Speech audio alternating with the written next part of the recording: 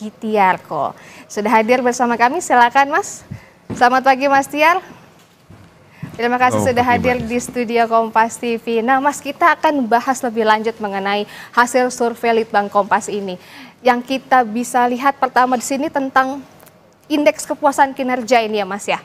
Ada 80,9% responden mengatakan puas. Nah ini Mas Tiar bisa menjelaskan mungkin proses perolehan hasil survei ini seperti apa?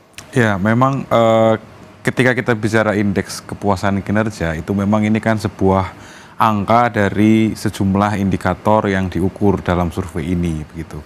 Nah dari hasil survei dari penghitungan indeks tersebut memang ditemukan angka sekitar 80,9% responden yang mengaku puas ya terhadap kinerja pemerintahan Prabowo Gibran. Lalu sementara 19,1% itu tidak puas. Nah indikator itu lah yang membangun dan membentuk angka 80,9% ini gitu. Faktor-faktornya itu seperti apa tuh Pak? Mungkin bisa jelaskan. Iya, kalau kita bicara sekilas dulu ya, karena tadi kan juga sebenarnya kita dalam survei ini juga ditanyakan alasan-alasannya begitu ya. Tapi kita juga perlu melihat juga sejumlah konteks yang membangun angka ini di 100 hari pertama pemerintahan Prabowo Gibran ini gitu ya. Yang pertama adalah ini kita bisa baca sebagai harapan besar ya, harapan besar publik. Sekaligus juga ada rasa mungkin euforia karena setelah 10 tahun sebelumnya 2 periode dipimpin oleh satu pemerintahan, masyarakat saat ini mendapat presiden dan wakil presiden yang baru begitu ya. Ada semacam harapan besar terhadap pemerintahan ini begitu. Lalu kita juga perlu ingat bahwa bagaimana transisi pemerintahan ya atau transisi politik yang terjadi setelah pemilu itu juga berjalan relatif lancar dalam tanda kutip ya. Bahkan kita juga tahu bahwa dalam proses ini ada narasi keberlanjutan yang dibawa oleh pemerintahan yang sekarang. Gitu. Nah, ketika pemerintahan sebelumnya itu juga mendapat angka kepuasan yang relatif positif, ini seakan-akan masyarakat merasa bahwa ini akan dilanjutkan dalam pemerintahan yang sekarang. Maka kesan yang ditampilkan oleh publik selama 100 hari pertama adalah kesan yang positif begitu.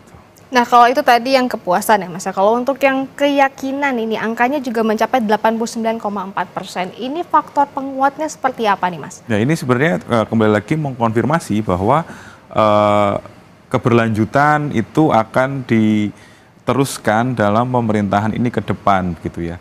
Artinya keyakinan ini sebenarnya kita baca sebagai kembali lagi adalah harapan besar dari masyarakat untuk nantinya pemerintahan ini bisa menjalankan program-programnya, menjalankan kebijakan-kebijakan yang sesuai dengan keinginan rakyat gitu. Artinya ini adalah sebuah modal sosial yang penting ya untuk pemerintahan baru ini sebenarnya gitu. Nah ini kan selama 100 hari masa bekerja Prabowo Gibran. Nanti setelah dari 100 hari ini apakah ada yang dinantikan oleh para responden untuk nanti mungkin apakah menguatkan survei berikutnya atau bagaimana nih Mas? Ya, karena 100 hari mungkin bisa dibilang masyarakat itu masih jatuh pada persepsi-persepsi awal gitu ya terhadap pemerintahan ini. Nah, artinya harapan yang besar ini itu adalah sekaligus tantangan juga gitu ya. Apakah nantinya pemerintahan yang akan berjalan ke depan itu tetap bisa menjaga atau menjalankan program-programnya dengan baik. Nah, harapan inilah yang perlu dijawab oleh pemerintahan Prabowo Gibran dalam hari-hari berikutnya, dalam bulan-bulan berikutnya hingga periode ini berakhir begitu. Nah, dalam perjalanan itu tentu akan ada survei-survei, tentu akan ada evaluasi lagi dan di situ kita bisa melihat bagaimana komunikasi politik dalam tanda kutip ya antara masyarakat dengan pemerintah ini bagaimana, apakah ada keyakinan atau kepuasan yang meningkat atau sebaliknya masyarakat masih menunggu program-program yang lebih baik. Tapi kalau dari sisi kepemimpinan yang merakyat nih, Mas, apa sih yang dipandang oleh responden sehingga faktor ini mendapat kepuasan sebesar 80,9%? Baik. Sebenarnya kita bisa baca tidak hanya di survei ini ya. Kita kan melakukan survei yang cukup panjang dan tiap kali kita melakukan survei ketika masyarakat itu ditanya seperti apa sih pemimpin yang ideal, itu muncul dua jawaban yang kuat. Yang pertama dia adalah pemimpin yang merakyat. Yang kedua adalah pemimpin yang tegas dan berwibawa begitu ya. Nah, ketika kita bicara sosok pemimpin yang merakyat, itu tentu tidak hanya soal gestur-gestur politik, tapi juga tentu kebijakan-kebijakan yang diambil. Kebijakan-kebijakan yang diambil dekat dengan isu rakyat keseharian, terutama rakyat masyarakat kelas menengah bawah, itu membuat seorang pemimpin dipandang sebagai pemimpin yang merakyat, gitu ya. Okay. Apalagi kalau memang pemerintahan ini dipandang sebagai keberlanjutan dari pemerintahan sebelumnya kan. Karena di periode sebelumnya kan pemerintahan Jokowi itu juga dipandang sebagai sosok pemimpin yang merakyat, gitu.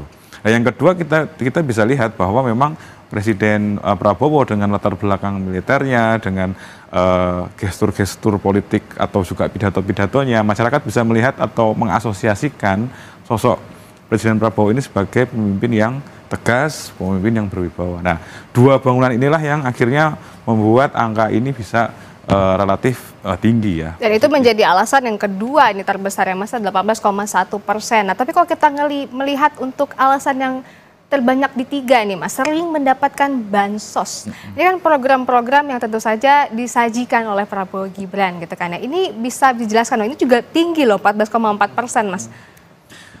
Iya, kita harus juga ingat bahwa struktur masyarakat di Indonesia itu kan relatif lebih banyak masih di kelas menengah dan terutama menengah bawah gitu ya.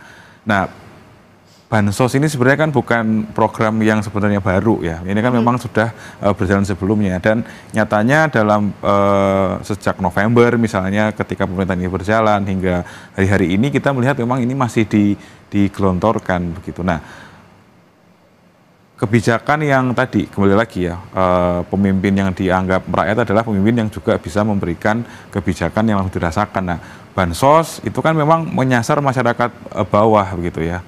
Dan tren kita sebut misalnya secara hati-hati tren kebijakan yang populis ya, kebijakan yang mengutamakan rakyat gitu. Itu kan memang sudah berjalan dan ini tampaknya memang akan dilanjutkan di pemerintahan yang ini gitu. Dan karena ini keseharian dapat dirasakan masyarakat, maka masyarakat melihat ya ini memang jadi alasan kenapa mereka memberikan apresiasi. Gitu. Bukan karena program bansosnya semakin banyak gitu Mas?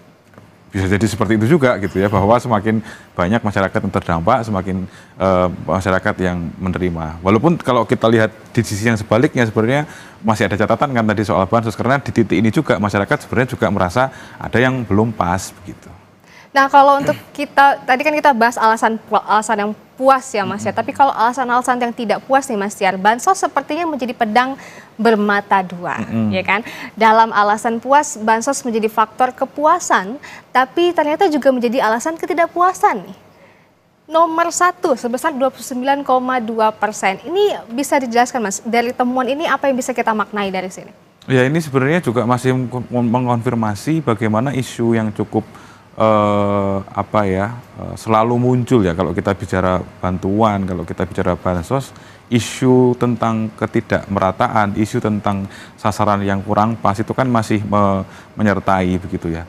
Nah, ini kan alasan dari tadi ya, ada sekitar 19-20% masyarakat tidak puas dan alasan yang tertinggi adalah masih soal ini. Artinya memang perlu evaluasi apakah kalau ketika bansos ini dijalankan dan memang ini ditujukan untuk rakyat kecil, itu memang pendataannya lalu juga penyalurannya itu dilakukan secara tepat gitu ya, supaya masyarakat tidak melihat ini sebagai tadi pedang bermata dua. Di satu sisi memang ini diapresiasi, tapi di satu sisi masih ada problem di soal mekanisme penyalurannya seperti itu.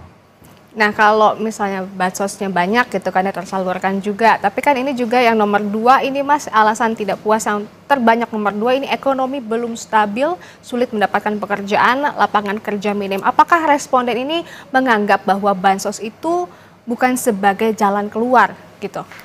Ya, kalau kita baca dari selanjutnya ya Mbak ya, soal ekonomi yang sulit, pekerjaan gitu ya, juga soal harga kebutuhan atau harga kebutuhan pokok yang mahal gitu ya, kita bisa melihat ini sebenarnya mengkonfirmasi bahwa memang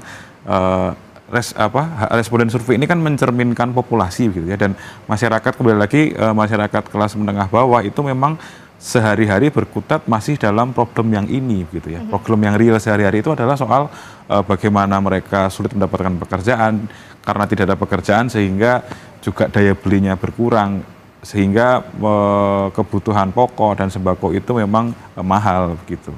Nah, ini yang membuat masyarakat memang menantang juga ya, atau men-challenge pemerintah supaya kebijakan yang oke, kalau mau bicara soal populisme, kebijakan dengan rakyat gitu ya, ya memang harus sampai menyentuh aspek-aspek yang ini juga begitu. Nah itu nyambung nih Mas ke alasan yang nomor 5 nih, tidak konsisten dengan janji kampanye. Apakah menyangkut dengan alasan yang ini? Ya sebenarnya ini relatif agak kecil ya angkanya, tapi memang tentu ada bisa dilihat ada indikasi bahwa memang sebenarnya tentu ketika pemilih atau ketika masyarakat memilih pasangan presiden dan wakil presiden ini ada harapan besar terhadap apa yang dijanjikan gitu. Tapi ketika ini masih walaupun relatif sedikit ya memang ada kemungkinan bahwa oh dulu janji seperti ini sekarang ternyata belum didapatkan. Tapi memang poinnya adalah bagaimana situasi masyarakat kelas bawah ini, kebijakan-kebijakan yang diberikan oleh pemerintah ke segmen masyarakat ini bisa dirasakan secara langsung begitu. Baik, kalau kita lihat dari alasan-alasan tidak puas ini semua ya Mas, apakah ini tuh akan menjadi indikator bagi pemerintah Prabowo Gibran untuk menggenjot di mana sisi-sisi yang mereka kurang begitu Mas? Ya, ini tentu kalau kita bicara tadi ya harapan yang besar, tentu kan ini juga di satu sisi menjadi tantangan. Betul. Nah tantangannya apa ya? Tantangannya ini gitu ya, tantangannya bahwa masyarakat ini tidak puas, masyarakat yang melihat masih memang ada catatan terhadap pemerintahan Prabowo Gibran itu memang catatan ini ditindaklanjuti begitu ya dan dievaluasi oleh pemerintahan di hari-hari ke depan. Gitu. Nah, selain itu ada juga nih Mas faktor penanganan hukum. Di sini ada korupsi, kasus kepolisian. Tentunya ini juga menjadi PR ya Mas, karena banyak kasus yang belum selesai segala macam. Ini bagaimana? Apa yang bisa kita maknai dari sini Mas? Ya artinya selain memang sebagian besar berkutat pada problem yang pragmatis dalam tanda kutip ya, karena ini berkaitan dengan kesehatan hidup, tapi memang ada sebagian responden yang juga memberi catatan terhadap sisi yang idealisme bernegara gitu ya, karena soal korupsi ini masih mendapat catatan gitu. Artinya masyarakat juga melihat bahwa tidak hanya soal kesehatan hidup yang perlu dipenuhi gitu ya, kebijakan-kebijakan yang populis itu, tapi juga bagaimana bernegara secara bersih gitu ya, itu tetap diperjuangkan oleh pemerintahan yang sekarang. Gitu. Baik, terima kasih Mas Tiar, tapi jangan kemana-mana, kita akan kembali lagi.